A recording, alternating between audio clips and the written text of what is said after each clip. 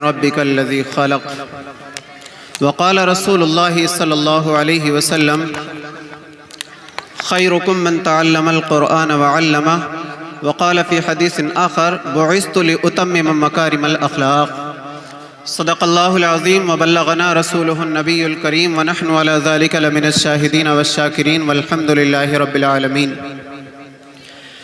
آئیے انتہائی عقیدت و محبت کے ساتھ نبی، آل نبی، اصحاب نبی کی بارگاہ میں درود و سلام کا ہدیہ پیش کریں۔ پڑھیے اللہم صلی علی سیدنا و مولانا محمد وبارک وسلم کریمنا مولانا محمد بارک وسلم صلو علیہ الصلوۃ والسلام علیک رسول اللہ صلی اللہ علیہ وسلم۔ ایک پرسکون ماحول بنائے رکھے آپ حضرات، اور یہ تھوڑی دیر کی ایک محفل ہماری لگتی ہے، اگر یہ بھی ہماری گہما گہمی اور آپسی باتوں میں اور ادھر ادھر دیکھنے میں نکل جائے گی تو بتائیں اتنے سارے خرچ کا اور اتنے پیسے لگانے کا ہمیں کیا فائدہ حاصل ہوگا پھر، اور کیا حاصل ہوگا ان سب چیزوں کا؟ اتنا شاندار مجمع ہم نے اکٹھا کیا، یہ قمقمے اور یہ لائٹیں، یہ سب انتظامات آپ کے لیے کیے گئے ہیں، اور اگر ہم ان باتوں کو توجہ سے نہ سن پائیں تو بتائیں یہ تو ہمارا فضول خرچی میں پیسہ چلا جائے گا۔ اس لیے ایک پرسکون ماحول بنا کے رکھیں، اور جو باتیں کہی جائیں آپ حضرات انہیں بہت ہی توجہ کے ساتھ سماعت کریں۔ دیکھیے دو تین باتیں میں آپ سے کہنا چاہتا ہوں۔ اللہ تعالیٰ نے قرآن پاک میں ارشاد فرمایا اقرأ بسم ربک الذی خلق، محبوب پڑھیے اس رب کے نام سے جس نے پیدا فرمایا۔ اپنے رب کے نام سے آپ شروعات کیجئے جس نے پیدا فرمایا، اور پیدا کیا فرمایا؟ خلق الانسان من علق، انسان کو ایک نطفے سے پیدا فرمایا۔ تو ہماری گویا کہ جو اسلام کی شروعات ہے وہ اقرا سے ہو رہی ہے، پڑھنے سے ہو رہی ہے، اور خود نبی پاک علیہ السلام نے ارشاد فرمایا خیرکم من تعلم القرآن وعلمہ، لوگو تم میں سب سے بہتر وہ ہے جو قرآن کو سیکھتا ہے اور سکھاتا ہے۔ قرآن سیکھنے والا بھی اور قرآن سکھانے والا بھی، دونوں کو سرکار ابد قرار نے سب سے بہتر انسان قرار دیا۔ اور تیسری جگہ یہ ارشاد فرمایا تمہیں معلوم ہے میں دنیا میں کس لیے مبعوث ہوا ہوں؟ ارشاد فرمایا بعثت لأتمم مکارم الاخلاق، میری جو بعثت ہوئی ہے، جو نبی بنا کر کے تمہارے درمیان میں بھیجا گیا ہوں، اس لیے بھیجا گیا ہوں تاکہ تمہارے اخلاق و کردار کو بہتر بنا سکوں، اس لیے میری بعثت ہوئی ہے۔ تینوں باتوں کو سامنے رکھیں، قرآن کی ایک آیت اور دونوں حدیثوں کو، تینوں باتوں کو سامنے رکھ کر کے ذرا اندازہ لگائیں کہ مسلم قوم کی جو بنیاد ہے وہ کتنی مضبوط ہے۔ مسلم قوم کا جو اصل اثاثہ ہے قرآن و حدیث ہے، اور قرآن و حدیث میں دونوں میں اس بات پر زور دیا گیا ہے کہ مسلمان کے لیے پڑھا لکھا ہونا بہت ضروری ہے۔ مسلمان اگر پڑھا لکھا نہیں ہے تو پھر وہ دور جہالت میں ہے، اور نبی پاک علیہ السلام اس جہالت والے دور سے ہی تو نکالنے کے لیے تشریف لائے ہیں۔ لیکن دیکھیں ذرا آپ حضرات غور کریں ہماری تعلیم کا کیا حال ہے۔ بہت مختصر وقت میں آپ حضرات کو کچھ بتانا چاہتا ہوں، ہماری تعلیم کا کیا حال ہے۔ کتنے بچے ہم میں تعلیم حاصل کرتے ہیں اور کتنی اعلیٰ تعلیم حاصل کرتے ہیں، کبھی اس پر آپ نے غور کیا؟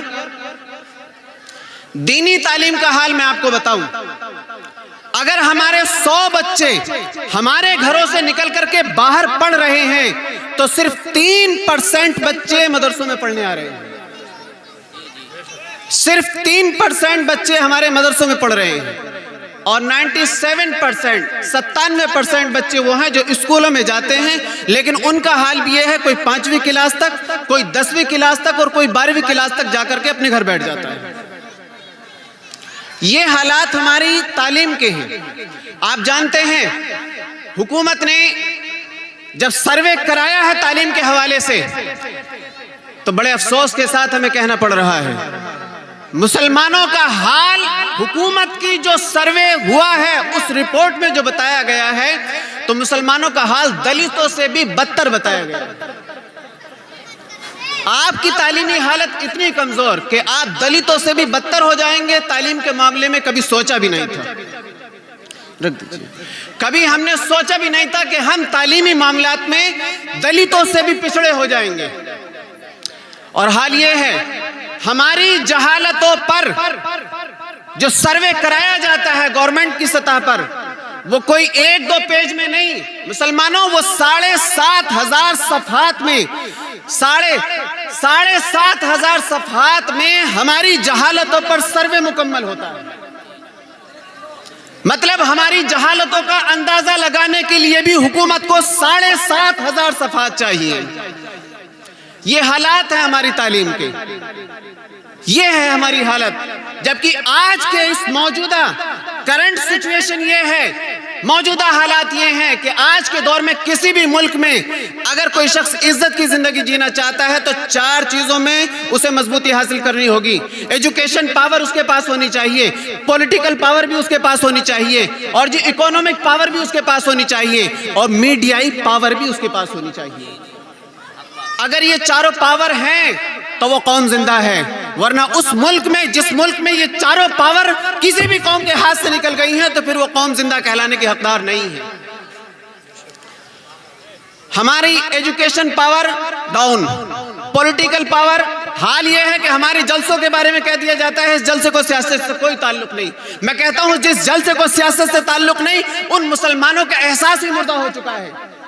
اگر تمہیں سیاست سے تعلق نہیں ہوگا تو دنیا کی کون سی قوم ہے جو سیاست کرنے آئے گی؟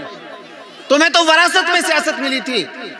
سیدنا شیخ سیدنا ابو بکر صدیق نے سیاست کی، سیدنا فاروق اعظم نے سیاست کی، سیدنا عثمان غنی نے سیاست کی، سیدنا علی مرتضیٰ نے سیاست کی۔ کس نے سیاست نہیں کی؟ ہمیں تو سیاست ہی وراثت میں ملی ہے، اور تم کہتے ہو سیاست سے کوئی تعلق نہیں۔ سچی بات تو یہ ہے کہ جیسے پچھلے زمانے میں کبھی لوگوں نے کعبۃ اللہ میں بت رکھ کر کے کعبے کو ناپاک کرنے کی کوشش کی تھی، ایسے ہی اس دور میں کچھ لوگوں نے اپنی جھوٹ اور اپنی دغا بازی اور اپنی بدتمیزی کی بنیاد پر سیاست کو گندا کرنے کی کوشش کی ہے۔ سیاست غلط نہیں ہے، سیاست میں آئے ہوئے لوگ غلط ہیں۔ آپ کی ذمہ داری بنتی ہے کہ آپ سیاست کو پاک اور صاف بنانے کی کوشش کریں۔ اکونومک پاور ہمارے پاس نہیں ہے۔ آج مسلمان معاشی اعتبار سے، پیسوں کے اعتبار سے، دولت کے اعتبار سے کتنا پیچھے اس کا اندازہ آپ نہیں لگا سکتے ہیں۔ ہماری معاشی حالت بھی اتنی کمزور ہوتی جا رہی ہے کہ ہم دوسروں کے دست نگر بنتے جا رہے ہیں۔ اس سے آگے چلیے تو میڈیائی پاور یہ ہے کہ ہمارے درمیان پترکار تو موجود بھی نہیں ہیں، نظر ہی نہیں آتے ہیں۔ ہمارے اپنے حالات دکھانے کے لیے غیر آتے ہیں، وہ بتاتے ہیں قوم کو کہ مسلمانوں میں کیا چل رہا ہے۔ اب اگر وہ سچ کو جھوٹ بنا کر کے پیش کرتے ہیں تو اس میں ان کا کیا قصور ہے؟ قصور تو سارا ہمارا ہے کہ ہمارے درمیان سے افرادی تیار نہیں ہوتے۔ قصور سارا ہمارا ہے۔ میاں یہ درد ہے، اسے اپنے سینوں میں اتار کر کے لے کر کے جائیں اور دیکھیں نا ہماری دینی تعلیم کا حالات کیا ہیں۔ آپ نے اندازہ لگایا ہے کبھی دینی تعلیم کے حالات کیا ہیں؟ 3% بچے ہمارے یہاں پڑھتے ہیں مدرسوں میں۔ اللہ بھلا کرے آپ کی بستی میں اور آپ کے اس قصبے میں حضرت مفتی اقبال مصباحی جو دین کی شمع لے کر کے ہاتھ میں گھوم رہے ہیں اور ایک زمانے سے یہاں اس دین کی شمع کو بلند کیے ہوئے ہیں، پروردگار عالم ان کی عمر میں علم میں برکت عطا فرمائے۔ یہ بڑی بات ہے کہ ایسی جگہ پر جہاں لوگوں کے اندر سے دینی جذبات ختم ہوتے جا رہے ہوں، اپنے بچوں کو پڑھانے کا شوق مر چکا ہو، ایسی جگہ پر اگر علماء موجود ہے تو میں کہتا ہوں کہ وہ لوگوں کے لیے اللہ کی بہت بڑی نعمت ہے، اللہ کی بہت بڑی نعمت ہے۔ تو میاں کوشش کریں کم سے کم ایجوکیشن پاور تو آپ کے پاس اتنی ہونی چاہیے۔ آپ کے حالات کیسے ہیں؟ آپ کی مسجد کے امام صاحب کی تنخواہ 10,000 ہے تو اس 10,000 کے بعد آپ ان سے مزید کچھ بھی کام کرانے کی کوشش نہیں کرتے۔ میں یہ کہنا چاہتا ہوں اور ذمہ داری کے ساتھ یہ بات کہنا چاہتا ہوں، 10,000 امامت کے دیجئے، 5,000 الگ سے بچوں کے پڑھانے کے دیجئے، اور اتنی ذمہ داری کے ساتھ اپنے بچوں کو دینی تعلیم دلائیے کہ آگے چل کر کے وہ کسی بھی آنے والے طوفان سے ٹکرا سکے۔ ورنہ یاد رکھیے گا یہ دور ایسا چل رہا ہے کہ الحاد کا دور، لوگ اب خدا کے منکر ہوتے جا رہے ہیں، لوگ نہیں مان رہے، سائنس کو مان رہے ہیں کہ سائنس کی بنیاد پر دنیا آگے بڑھی ہے اور دنیا آگے بڑھتی چلی جائے گی۔ لوگوں کا نظریہ سائنس کی طرف اتنا جا رہا ہے اور آنے والا وقت اسی طرح کا ہے کہ لوگ کسی خدا کے نہ تو وہ بھگوان کو مانتے نہ خدا کو مانتے. ایک ایسا نظریہ پنپ رہا ہے کہ لوگ کسی کو ماننے کو تیار نہیں, وہ صرف اور صرف سائنس کو مانتے ہیں. اب بتائیے, اگر آپ کے بچے نے ابتدائی دور میں اگر دینی تعلیم حاصل نہیں کی تو ان جیسے طوفانوں کا مقابلہ کیسے کرے گا؟ کیسے اس طوفان کا وہ مقابلہ کرے گا؟ ایک شخص کو یہ دلیل دی جا سکتی ہے کہ قرآن پاک کی یہ آیت یہ کہتی ہے, حدیث یہ کہتی ہے, لیکن جو شخص قرآن حدیث کو مانتا ہی نہیں ہوگا تو آپ اس کو کیسے اپنا قائل کریں گے؟ کیسے دلیلیں دیں گے اس کے سامنے؟ اگر آپ کا بچہ بچپن میں مضبوطی سے پڑھا ہوگا تو وہ سائنس سے کبھی گھبرائے گا نہیں, بلکہ سائنس کو قرآن کے مطابق فٹ کرنے کی کوشش کرے گا اور پھر سامنے والے کو اپنا قائل کر لے گا. اس لیے مسلمانوں, ضرورت اس بات کی ہے کہ آپ تعلیمی میدان میں آگے بڑھیں. یہ کیا حالات ہیں ہمارے, ہر طرف رونا ہی رونا نظر آتا ہے. قوم کی حالات کو دیکھو, ہمارے ائمہ کے حالات. ہماری قوم اس کی زیادہ ذمہ دار ہے کہ انہوں نے ائمہ حضرات کو اس نتیجے پر پہنچایا. کاش یہ اپنے ائمہ کا خیال رکھتی, 15 سے 20 ہزار روپے دیتی تو یہ جو 80 لاکھ روپے دے کر کے MBBS کی ڈگری حاصل کر رہے ہیں, یہ قوم کو کیا خیرخواہی کریں گے اور قوم کا کیا علاج کریں گے؟ جس نے کروڑوں روپیہ MBBS کی ڈگری حاصل کرنے کے لیے لگایا ہوگا, یقین جانیے ڈاکٹر بننے کے بعد سب سے پہلے اسے یہی فکر ہوگی کہ جتنے لگائے ہیں وہ ملیں گے کہاں سے, وہ ملیں گے کہاں سے.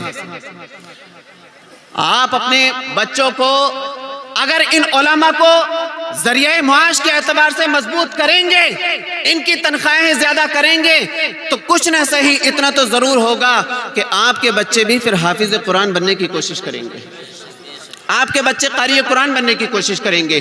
بہت کچھ تبدیلی آئے گی. یہ دور پیسوں کا دور چل رہا ہے میاں, لوگ پیسے کے پیچھے جا رہے ہیں. آپ اپنے علماء کو پیسوں سے بہتر پوزیشن میں لائیے تو آپ کے بچے خود بخود اس علماء کی طرف چلتے چلے آئیں گے اور خود بخود حافظ قرآن اور قاری قرآن بننے کی کوشش کریں گے. بہت کچھ بدل سکتا ہے, لیکن اس پر بہت حد تک انحصار اور ڈیپینڈ ہماری قوم بھی ہے. اگر ہماری قوم نے چاہا تو بہت کچھ تبدیلی آ سکتی ہے. کاش کہ اتر جائے تیرے دل میں میری بات. بہت کچھ مجھے کہنا بھی تھا, لیکن ان چند باتوں کے ساتھ میں اپنی باتوں کو ختم کرتا ہوں. اللہ تعالیٰ سب سے پہلے مجھے عمل کی توفیق عطا فرمائے اور ہماری ساری قوم